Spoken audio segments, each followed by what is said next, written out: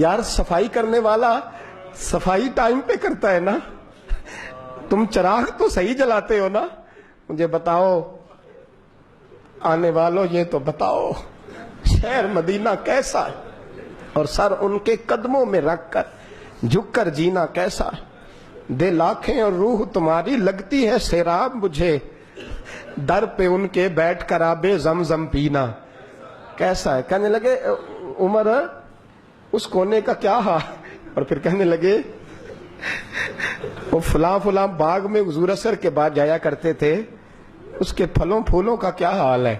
تو حضرت عمر کہتے ہیں بلال کی باتیں سن کے میں رویا، تو میں نے کہا بلال تجھے اتنا پیار ہے تو چھوڑ کیوں آیا ہے؟ تو کہنے لگے عمر میرا وجود شام میں رہتا ہے پر دل میرا مدینے میں ہی رہتا ہے، روح میری مدینے میں ہی رہتی ہے، بس سجنا باج محمد بخشا کی مرنا تے کی جینا، کہاں وہاں ہی رہتا ہوں۔ ایک دفعہ نا کوفے میں رہتے تھے حضرت علی، مولا علی نے ساری زندگی کسی سے سوال نہیں کیا، دینے والے تھے نا، سوال نہیں کیا۔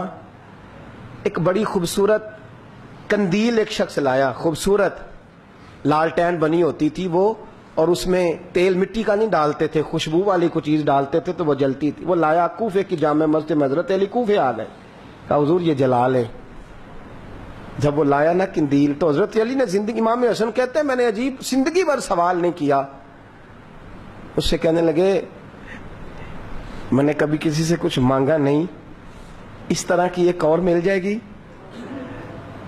تو اس شخص ایسے جیسے وہ عرش پہ نہیں بیٹھ گیا کہ علی نے مجھے کہہ دیا ہے، کہنے لگا حضور مل جائے گی، فرمانے لگے لے جاؤ، کہتے ہیں وہ لے کے آیا۔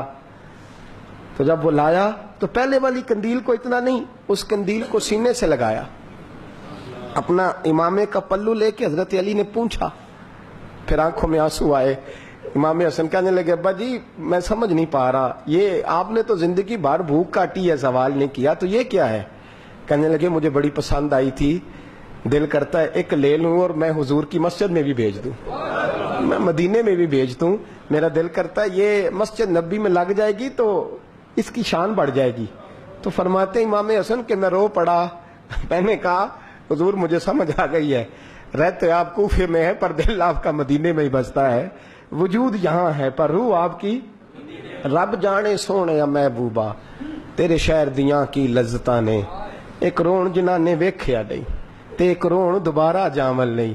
میرے اعلیٰ حضرت فاضل بریلوی رحمت اللہ علیہ فرماتے ہیں حرم کی مدینے کے خطے خدا تجھ کو رکھے، مدینے کے خطے خدا تجھ کو رکھے، غریبوں فقیروں کے ٹھہرانے والے، یہاں غریب فقیر درویش مدینہ حسن ہے۔ توجہ ہے آپ حضرات کی؟ میں 2010 میں گیا تھا، اماں جی جب میں جانے لگا تب بھی میں روتا ہی گیا، واپس آیا تو میں اپنی والدہ سے میں نے کہا کہ اماں یہ کہیں خامی ایمان ہی نہ ہو، میں مدینے سے پلٹ آیا، میں بڑا تڑپا، میں نے کہا اماں جی وہ جانے کی جگہ تو ہے پر دوبارہ آنے کی جگہ نہیں، وہاں سے دوبارہ آنا نہیں چاہیے، وہاں سے سب سے مشکل مرحلہ مدینے سے لوٹنا ہے، آنا نہیں چاہیے۔ تو میری اماں مجھے کہنے لگی اللہ تجھے بار بار بلائے گا، دعا کرنی چاہیے، رونا نہیں چاہیے، بزرگوں کا درویشوں والا جو انداز تھا۔ اور پھر میں دوسری دفعہ عمرے پہ گیا تو ایک شعر تھا مظفر وارثی کا، تو میں وہ پڑھ رہا تھا، میں نے کہا کہ دوبارہ آنے کی آرزو ہے، کہ خود کو پانے کی آرزو ہے، جو حج پہ احرام باندھتے ہیں اب وہ باندھ کے آنے کی آرزو ہے۔ تو میں نے تو ایک حج مانگا تھا، اللہ نے 2 عطا فرما دی۔ یہ مصطفیٰ کے مدینے کی شان ہے، یہ رسول اللہ کے شہر کی شان ہے۔ تو میرے دوستو اللہ بڑا بے نیاز ہے، وہ میرے جیسے لوگ، میرے جیسے، سچی بات ہے، میرے جیسے لوگ اس کا، میں کبھی بھی مدینہ منورہ میں حاضر ہو کے لوگ اور باتیں سوچتے رہتے ہیں اور میں مسجد میں بیٹھا ہوتا ہوں، تو میں جب پہلی دفعہ گیا تھا تو ایک بی بی بیٹھی تھی سادی سی عورت رات کو، تو اپنا زبان یار من ترکی و من ترکی بگویم پنجابی میں وہ بات کر رہی تھی، تو وہ جملے اس کے مجھے یاد رہتے ہیں جب میں مدینے جاتا ہوں۔ سادی بی بی جنت البقیع کے باہر بیٹھی تو بوڑھی اماں سادے سے کپڑے، تو شعر پڑھ رہی تھی، وہ کیا شعر تھا اس کا، کوئی وہ اس پہ شاعرانہ ردیف کافی یہ پورے نہیں اترتے، لوگ کہیں گے یہ مصرع شاید لحاظ سے ٹھیک نہیں ہے صنعت کے لحاظ سے، لیکن اس کا انداز تھا نا تو تھا بڑا با کمال۔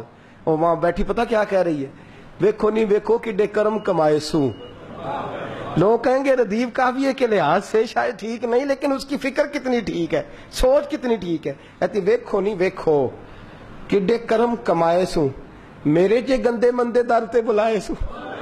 ویکھو ویکھو نہیں ویکھو ویکھو اب ویکھو نہیں ویکھو کڈے کرم کمائے سوں، میرے جے گندے مندے در تے.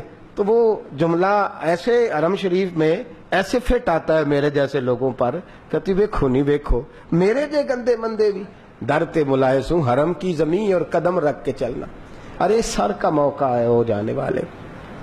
انسان بڑا خوش نصیب ہوتا ہے، اور میں اس لحاظ سے بڑا خوش نصیب ہوں کہ میرے دائیں بائیں کچھ ایسے لوگ رہتے ہیں جو مدینے کے لیے روتے ہیں. میں اس لحاظ سے بڑا خوش نصیب ہوں کہ میری مسجد میں ایسے لوگ جمعہ پڑھنے آتے ہیں جن کی آنکھوں پہ مدینے کے نام پہ آنسو آ جاتے ہیں.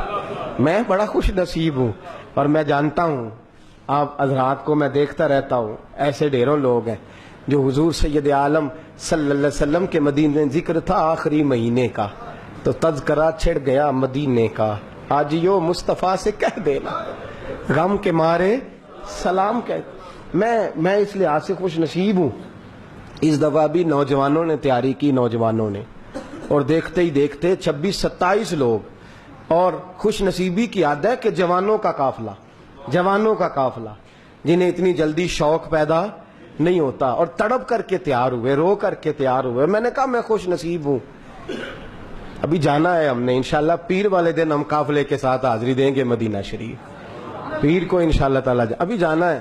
اور معراج شریف کی رات جلسہ کر کے میں اندر گیا تو میرا ایک عزیز میرے گلے رکھ کے تڑپ کے رویا. تو میں نے کہا تجھے کیا ہے؟ کہتا حضور 14 دن تھوڑے نہیں تو پتہ ہی نہیں چلے گا، کوئی سبب لگ جائے. تو میں نے کہا یار تو چل صحیح، جنہیں بلایا ہے وہ اسباب بھی پیدا فرمائیں گے. پیر کو انشاءاللہ روانگی ہوگی. 2 جمعے میں یہاں موجود نہیں ہوں گا. میں چونکہ آپ سے مخاطب رہتا ہوں، کرتا ہوں کئی جگہ غلطیاں، مجھے احساس ہوتا ہے. کئی دفعہ ایسی باتیں کرتا ہوں جو میں سمجھتا ہوں شاید بعض لوگوں کے لیے، لیکن اللہ جانتا ہے میری نیت اس میں خیر کی اور اصلاح کی ہوتی ہے. پھر بھی کبھی کسی کو کوئی جملہ برا لگ جائے، یا کوئی ایسا شخص جس کو کبھی، اور بالخصوص وہ لوگ جو میرے ساتھ زیادہ وقت گزارتے ہیں رہتے ہیں. میں بلڈ پریشر کا مریض ہوں تو کسی وقت جلال بھی مجھے آتا ہے. ان سے میری بالخصوص گزارش ہے کہ مجھے ساتھ ہی درگزر کر دیا کریں، ساتھ ہی مجھ سے درگزر کیا کریں. میں واقعی درگزر والا شخص ہوں.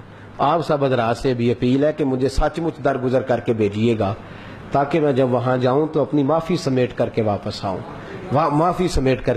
آؤں. ہم انشاءاللہ تقریباً 27 لوگ جائیں گے. 27 لوگ بتایا نہیں، چند لوگوں تک بات تھی. مجھے نہیں خبر تھی کہ یہ اتنی جلدی اتنا قافلہ. اور پھر ابھی بہت سارے ساتھی ایسے ہیں، ہم سے غلطی ہو گئی، ہم بتا نہ سکے، ورنہ لگتا تھا یہ قافلہ جو ہے وہ بہت زیادہ بڑا ہو جاتا. انشاءاللہ آئندہ ہم بتایا کریں گے آپ حضرات کو کہ ہمارا عمرے کا ارادہ ہے. آپ لوگ دعا فرمائیے گا. 2 جمعے آپ نے تشریف لانا ہے، یہ آپ کا ادارہ ہے. آپ سچ مچ یہاں آتے ہیں، آپ کا ادارہ ہے. آپ 2 جمعے آئیں گے، یہاں بیان سنیں گے، آپ یہاں نماز جمعے کی ادا کریں گے. اور شب برات کو میں یہاں موجود نہیں ہوں گا، لیکن جس جگہ میں موجود ہوں گا وہاں بیٹھ کر جو پہلی دعا ہوگی وہ آپ حضرات کے لیے ہوگی. تو آپ لوگ یہاں تشریف لائیں گے، شریک ہوں گے. اور میں نے آج وہاں بھی دوستوں سے کہا ہے اور یہاں بھی کہتا ہوں، جو ساتھ والے ہیں وہ تو ساتھ والے ہی ہیں. وہ تو انشاءاللہ تعالی میں اپنی کچھ کمائی لے کے جاؤں گا کہ سرکار یہ کچھ تیاری ہے میری، اور باقی بھی.